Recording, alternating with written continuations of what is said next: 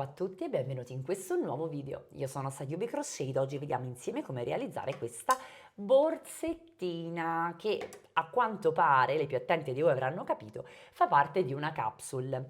La capsule è una selezione di progetti che possono andare in abbinamento tra di loro e io ho voluto fare molto di più. Li abbino tra di loro con lo stesso filato e lo stesso punto, ragazze, per cui vedremo il capospada l'abbiamo già visto, che è il gilet aperto con le frange, per poi passare alla borsa ci sarà anche un cappellino e quindi vediamo il punto spugna in questo caso in tutte le sue sfaccettature, in tondo in questo caso, su pannello ed anche con la lavorazione su fondo come vedete. Detto ciò, ci servirà un gomitolo di lana bioecologica nella variante panna e marrone nel mio caso.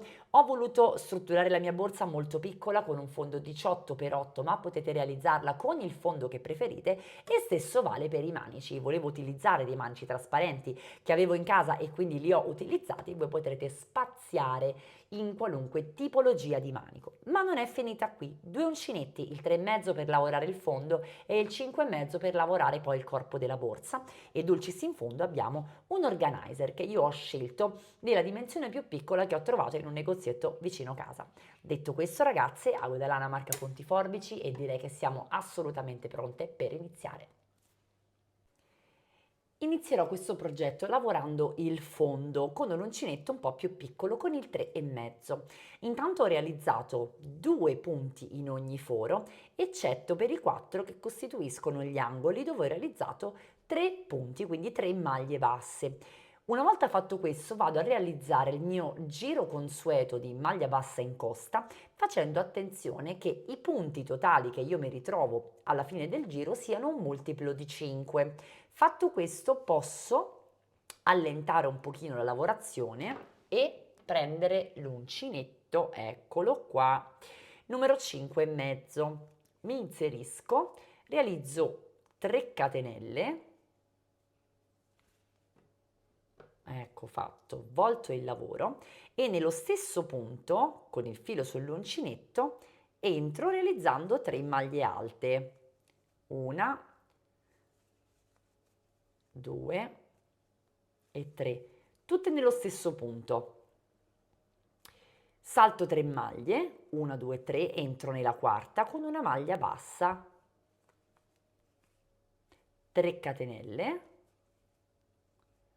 filo sull'uncinetto, entro nello stesso punto e realizzo 3 maglie alte.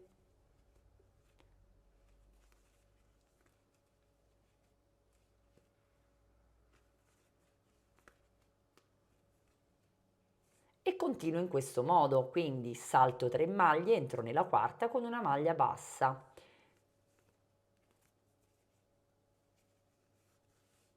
3 catenelle, nello stesso punto 3 maglie alte, faccio così per tutto il giro. Arrivata al termine della mia riga mi devo agganciare, vedete, nella terza catenella dell'inizio con una maglia bassissima, 3 catenelle, volto il lavoro e nello spazio sottostante col filo sull'uncinetto realizzo 3 maglie alte, una, 2 e 3. Adesso mi devo dirigere, vedete che ho il blocco delle mie 3 maglie alte, nella terza, ovvero in quella più distante dall'uncinetto, e le passo dietro, prendendola in rilievo. In questo modo riprendo il filo, 2 asoline e chiudo con una maglia bassa, 3 catenelle, filo sull'uncinetto e qui, attenzione, abbiamo un archetto nascosto, vedete ho portato avanti la mia maglia e quindi il resto del motivo va dietro. Lo evidenzio con le dita e all'interno di questo archetto vado a realizzare 3 maglie alte, 2 e 3. E sostanzialmente è questo il punto, lo abbiamo visto, filo sull'uncinetto e nell'archetto vado a realizzare le mie 3 maglie alte. E questo è il motivo, eccoci, questo è il motivo che devo ripetere per tutto il giro e tutti i giri a venire fino a raggiungere l'altezza che desidero. E voilà, mi sono alzata per circa 17 centimetri e qui va a intervenire il mio organizer, il più piccolo possibile che ho trovato in un negozio vicino casa, e lo vado a inserire per dare una struttura alla mia borsa. Dà una struttura, quindi la irrigidisce, allo stesso tempo ho delle tasche, vedete? Ho delle taschine e posso sicuramente estrarlo e reinserirlo a mio piacimento. Quindi prendendone un paio di questi possiamo andare a risolverci il problema della fodera e della struttura delle borse in filato molto facilmente. Quindi, fatto questo, io non farò altre modifiche. Ho il mio filettino qui ancora agganciato e vado a prendere i miei manici trasparenti che vado semplicemente ad apporre al centro dei miei due pannelli con dei passaggi di filato. Quindi prendo l'ago da lana e mi regolo con i miei archetti, vedete, 2, 4, 6, 8, 10, 12.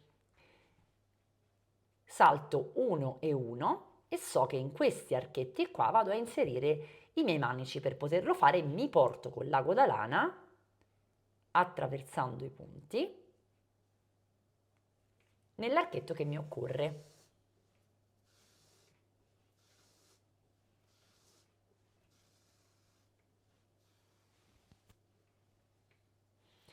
Prendo il manico e lo posiziono.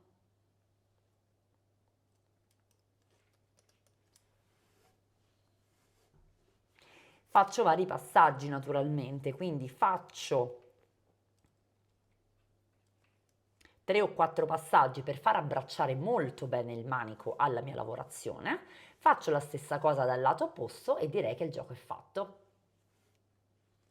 Ed è incredibile pensare che con pochissimi passaggi e pochissimi accorgimenti abbiamo una vera e propria borsa. Di tutto rispetto, ragazze, perché io ho scelto di non chiuderla, ma possiamo andare ad inserire un bottoncino, fare una piccola catenella col bottone, magari un bottone un po' importante che spicca un po', oppure possiamo addirittura inserire una chiusura lampo. Abbiamo tantissimi modi per poter chiudere la nostra borsa. Io ho scelto di non farlo per dimostrare che davvero con pochissimi passaggi siamo in grado di ottenere un risultato eccezionale. Un paio di accorgimenti. Il primo, ragazzi, sapete già che potete scegliere qualunque dimensione di fondo voi abbiate. L'importante è rispettare sempre il multiplo di lavorazione, quindi trovarsi al giro di maglia bassa in costa con il numero necessario di multiplo per poter sviluppare poi il vostro punto.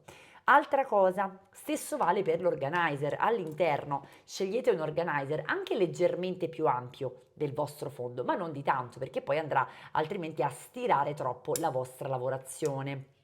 Ultima raccomandazione che vi voglio fare, io in questo caso ho scelto questi manici trasparenti in plastica che sono comunque pesanti rispetto alla lavorazione che è unicamente su filato. Quindi non sovraccaricate tanto la vostra pochette, ma se volete proprio metterci dentro di tutto e di più, quello che io vi consiglio è di incorporare anche degli anellini alla lavorazione in modo da non doverla tirare troppo, vedete? Quando poi andate ad inserire tanto peso nella vostra borsa.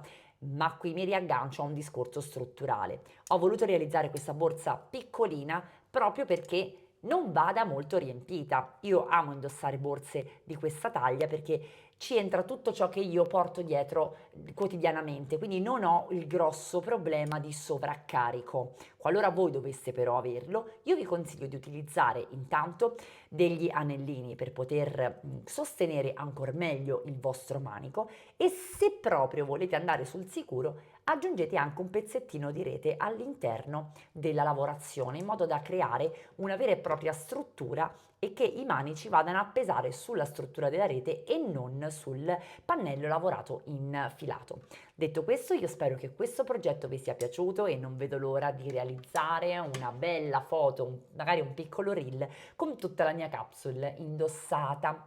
Ragazzi, io vi aspetto al prossimo tutorial.